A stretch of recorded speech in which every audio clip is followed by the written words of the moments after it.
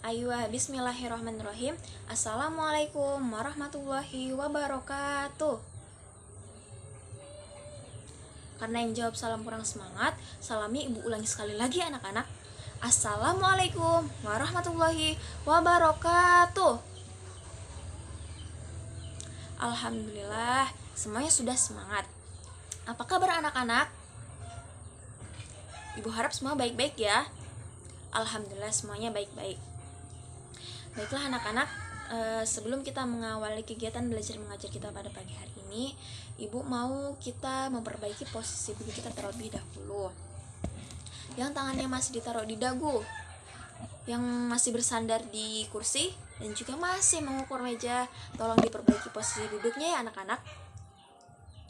Baiklah, karena Ibu lihat semuanya sudah siap untuk berdoa, mari kita awali kegiatan pada pagi hari ini dengan berdoa bersama-sama.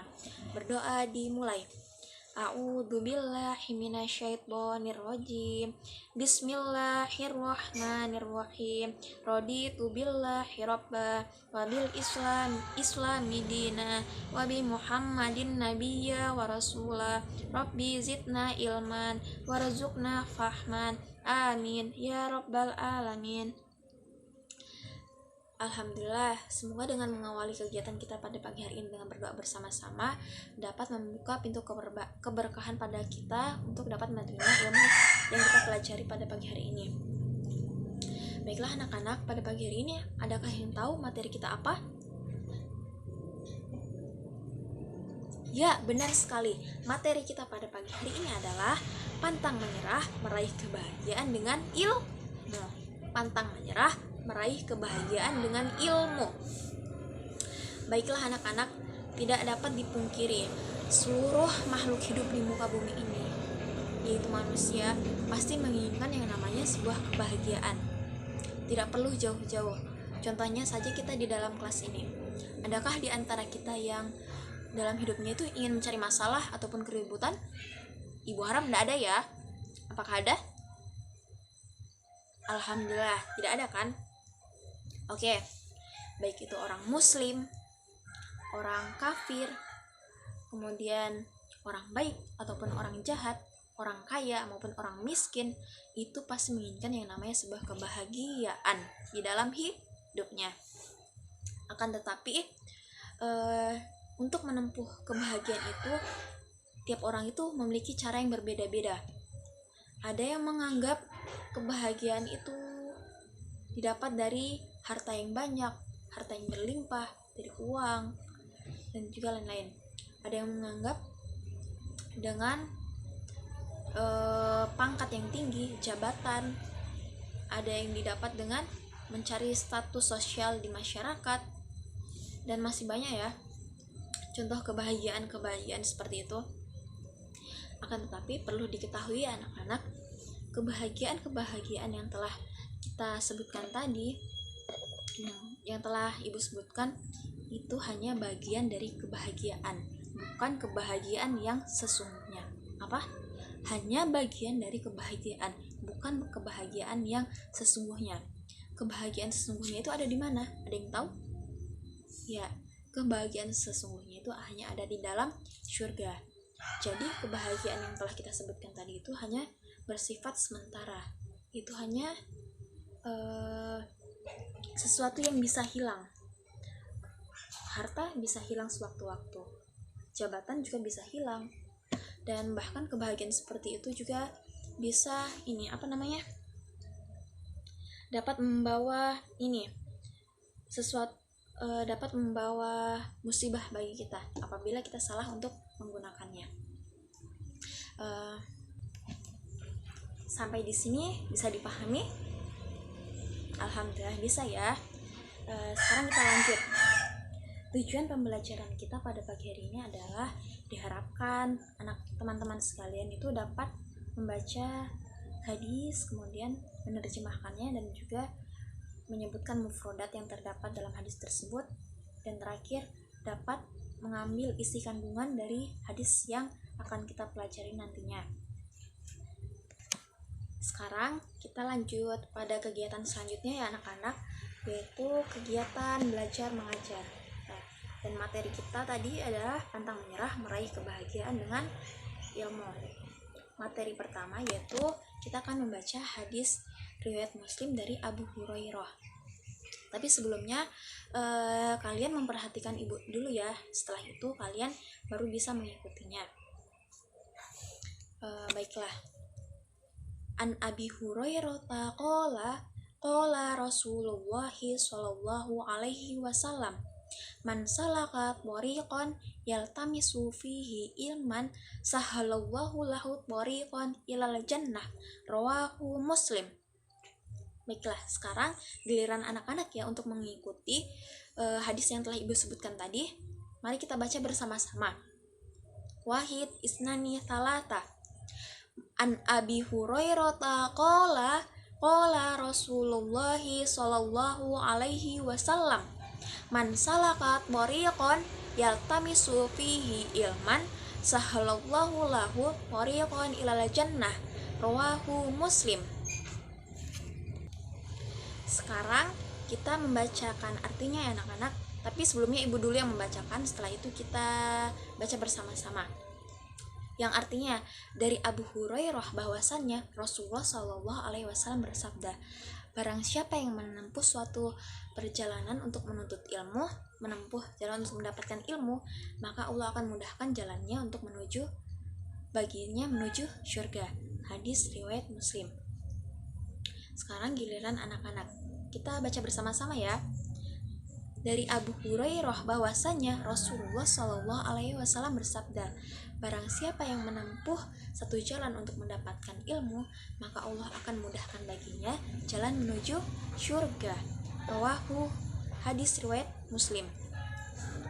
Baiklah, setelah ini kita lanjut kepada materi selanjutnya, yaitu membaca mufrodat. Mufrodat itu apa sih? Ada yang tahu? Ya, mufrodat itu adalah kosakata bahasa Arab. Kita akan mempelajari kosakata dari hadis yang telah kita pelajari tadi, hadis yang telah kita bacakan tadi. Mufrodat yang pertama, man. Man ini ada yang tahu artinya apa? Ya, benar, siapa. Man ini artinya siapa. Kemudian yang kedua, salaka. Ada yang tahu? Ya, menempuh. Yang ketiga, thariqan. Artinya jalan. Yaltamisu fi artinya untuk mendapatkan. Ilman. Ada yang tahu? Pasti semuanya tahu. Ya, ilmu. Kemudian sahalallahu lahu yang artinya Allah mudahkan baginya. Ya, benar. Ila. Ada yang tahu? Ke. Terus yang terakhir, al-jannah. Ini pasti tahu semua ya. Jannah itu apa artinya? Ya, benar sekali. Jannah artinya surga. Jadi, dari beberapa mufradat tadi, kita baca lagi anak-anak. Kita ulang. Man artinya siapa. Salaka artinya menempuh. Thariqan artinya jalan. Yaltamisu fi untuk mendapatkan. Ilman, ilmu. Sahalallahu lahu, Allah mudahkan baginya. Ila, ke jannah, syurga. Itulah mufradat yang bisa kita ambil dari hadis di atas tadi ya. Selanjutnya kita akan mempelajari isi kandungan hadis riwayat Muslim dari Abu Hurairah ya anak-anak. Baiklah, dari hadis yang telah kita baca, kemudian kita baca artinya dan juga mufradatnya. Di hadis tadi menerangkan bahwa seorang yang menempuh perjalanan untuk menuntut ilmu, maka Allah akan mudahkan jalan baginya menuju surga. Jadi bagi seseorang ataupun murid ataupun siapapun yang melakukan perjalanan untuk menuntut ilmu, Allah akan memudahkan baginya jalan menuju surga. Terlebih bagi seorang muslim yang menuntut ilmu, apalagi itu adalah ilmu agama, kemudian dia mengamalkannya sesuai dengan ajaran Rasulullah SAW, kemudian dia beribadah dengan benar, berbuat kebaikan, beramal soleh, kemudian melakukan hal-hal yang bermanfaat, membantu sesamanya dan lain-lain, itu akan diberikan ganjaran yang istimewa dari Allah Subhanahu wa taala. Dan ada yang tahu ganjarannya apa? Ya, benar sekali. Ganjarannya adalah surga. Hal ini dapat dimaknai bahwa seseorang yang berjuang keras untuk mencari ilmu, maka akan dimudahkan jalannya meraih kebahagiaan, yaitu kebahagiaan di dunia dan juga kebahagiaan di akhirat.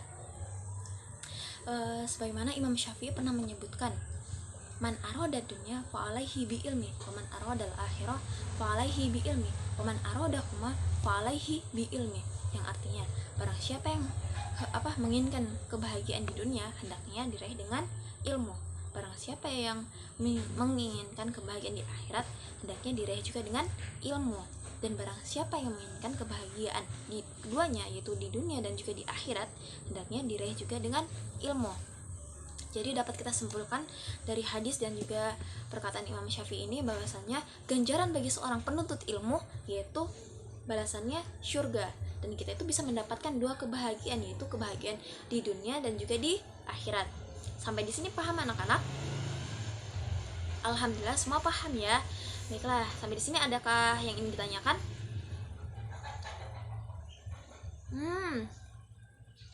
Ya, kebahagiaan apa yang akan ganjaran apa ya? Kebahagiaan apa yang akan didapat dari ilmu agama selain surga? Baiklah,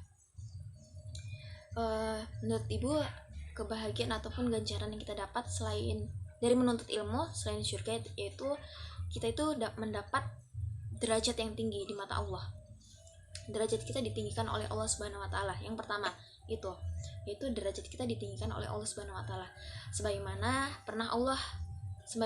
yang telah Allah sebutkan dalam Al-Qur'an surat Al-Mujadalah, yaitu yarfa'illahu ladzina amanu minkum walladzina utul ilma darajat, yang artinya Allah akan meninggikan derajat orang-orang yang beriman dan juga menuntut ilmu.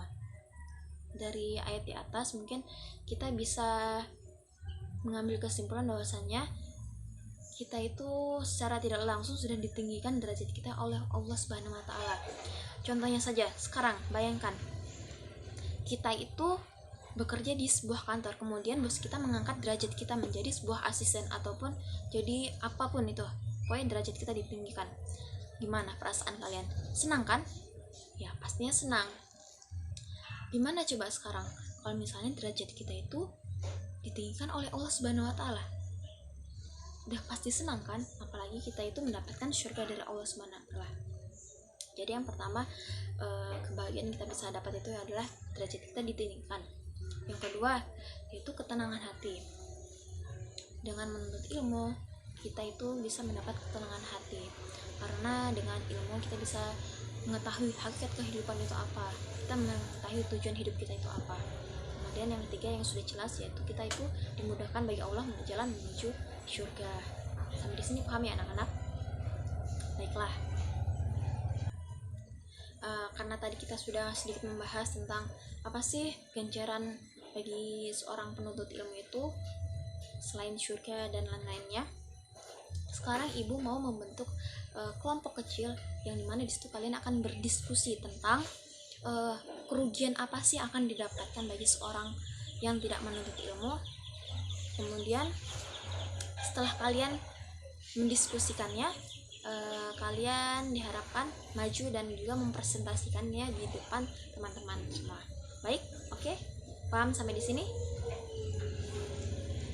Baiklah, setelah kita melakukan sedikit diskusi kemudian menyimpulkannya dan mempresentasikannya di depan kelas, sekarang Ibu mau merangkum sedikit kesimpulan dari materi yang telah kita pelajari dari hadis riwayat Muslim dan dari Abu Hurairah tadi, dan juga ucapan Imam Syafi'i. Dapat kita simpulkan bahwasanya ganjaran ataupun imbalan yang kita dapat bagi seorang penuntut ilmu itu adalah surga dan juga kebahagiaan di dunia dan juga di akhirat.